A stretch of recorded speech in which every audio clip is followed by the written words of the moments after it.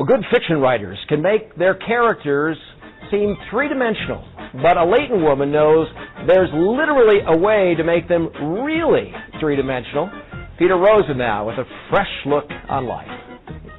The story unfolds years ago. Probably at a book fair when my children were young. When Faye Croxford was first surprised. Love the element of surprise. By Popup books. Explorers are eaten by these exotic animals one by one. Now she has... There's my biggest Popup, nearing 500. That's my smallest one. Hundreds of them. I like to go to the elementary schools and do little presentations. Popup ladies here. They're called an accordion book. I make little books and cards for... As a member of the hosting committee for her choir, she makes pop-ups for guest artists. My father had a large collection of and books. She's a member of the Movable Book Society. And I knew I wanted to collect something. The group organized by Rutgers Library IT manager Ann Montanaro. We usually think of pop-ups today as books for children. For pop-up book makers and collectors who don't always think children's pop-ups. This is Cinderella by Julian Weir. They should never go in the hands of kids. Are for kids. The book is called From the Bottom Up, done by the Mutual Broadcasting Company. They should just be on the shelves for collectors. She traces the history of pop-ups. He was really the genius of the 19th century. They really weren't made for children until the 19th century. To the latest resurgence. It's been called the second golden age of pop-ups, which really began in the 1960s. Gulliver in Lilliput, because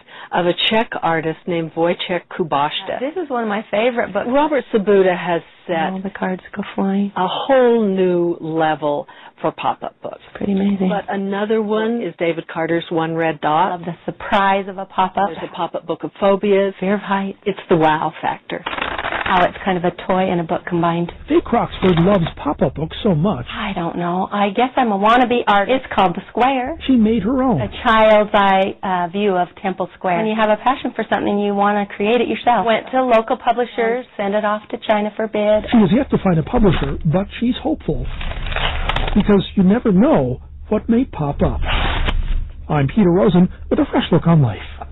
Peter looks pretty good right